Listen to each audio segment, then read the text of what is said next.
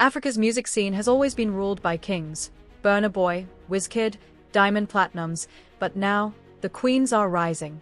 And when we talk about queens, two names instantly shake the entire continent: Tiwa Savage and Zuchu. Today, we're diving into one of the most heated debates in African entertainment: who truly deserves the title of the Queen of African Music? Because let's be honest, this isn't just a casual conversation. It's a musical war. On one side, Tiwa Savage, the Nigerian goddess who turned Afrobeats into a global phenomenon. On the other, Zuchu, the Tanzanian sensation who redefined East African pop with a golden voice and unstoppable charisma. Two women, two empires, one crown.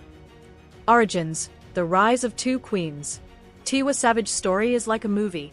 From singing backup for George Michael in London to signing with Mavin Records in Nigeria, she turned from a dreamer to a global superstar. Her breakout single Kiali Love wasn't just a hit, it was a movement. She brought femininity, class, and power to Afrobeats when the industry was still male-dominated. She fought stereotypes. She fought criticism. She even faced scandals and media pressure, but she never stopped shining. And that's what makes her iconic. Tiwa didn't just make music, she built a legacy. Now let's talk about Zuchu, the golden girl of Tanzania. Born into music royalty as the daughter of legendary taarab singer Khadija Kopa, Zuchu had music in her DNA, but she didn't rely on her mother's fame. Signed under Diamond Platnumz's WCB label, she exploded onto the scene like a supernova. Within months, she became one of the most streamed female artists in East Africa. Her songs Sukari, Kwikwi, and Honey have made her a household name, and her live performances? Pure fire. The sound and style war. Let's talk sound. Tiwa Savage's music carries that international Afrobeats flair, from All Over to Somebody's Son. She blends Western pop with African rhythm. She's worked with global icons like Brandy, Sam Smith, and even Beyoncé. That's not luck, that's legacy.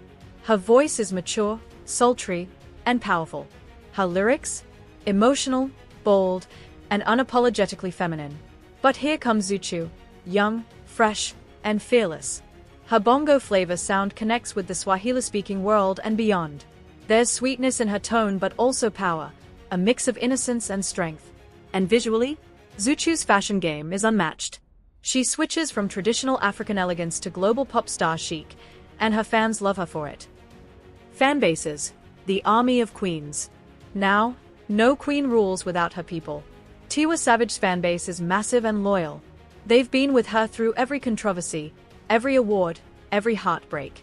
She's a symbol of strength for African women, a reminder that beauty and power can coexist. But Zuchu's fanbase, known as the Zoo Nation, is a digital army. They dominate YouTube comments, trend hashtags, and defend her at all costs.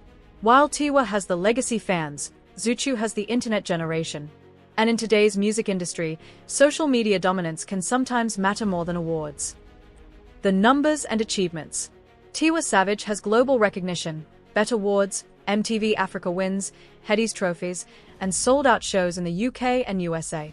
Her Spotify streams run into hundreds of millions, and she's performed at festivals like Wireless, Global Citizen, and Essence Fest. But here's the twist: Zuchu is breaking digital records faster than anyone imagined.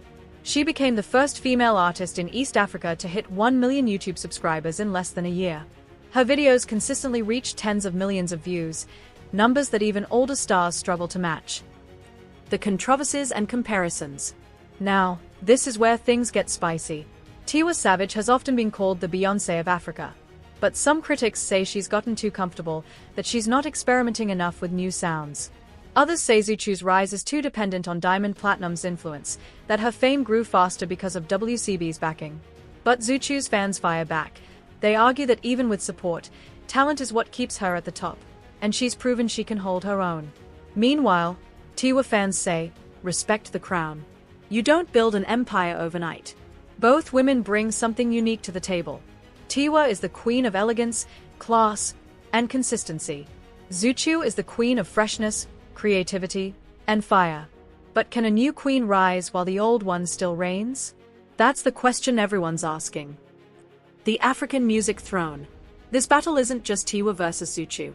It's West Africa versus East Africa. West Africa dominates Afrobeats. Nigeria and Ghana have been leading the global stage. But East Africa, led by Tanzania, is fighting for its voice, and Zuchu is at the front line. Some say it's time for the East to rise. Others argue the West will always lead. But maybe, just maybe, the real queen of African music isn't about geography, but about impact. And when you talk impact, both Tiwa and Zuchu are rewriting history in their own ways. The future. Who will outlast the other? Tiwa Savage is already a legend. Her name will forever be written in African music history. But legends sometimes fade when the new stars shine too bright. Zuchu is young, hungry, and still building her empire. She has the energy to keep pushing boundaries. Yet, Tiwa has something Zuchu doesn't: a decade of dominance and global credibility. So who wins? The queen who built the throne, or the princess who's ready to take it?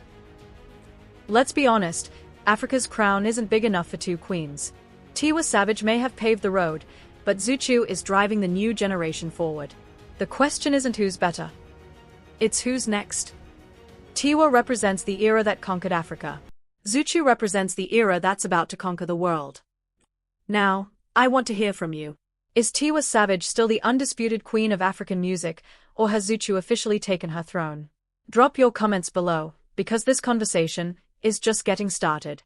Don't forget to like, subscribe, and hit the notification bell, because in our next video, we'll be revealing who's the most powerful African female artist in 2025, based on real data. Stay tuned. The crown is watching.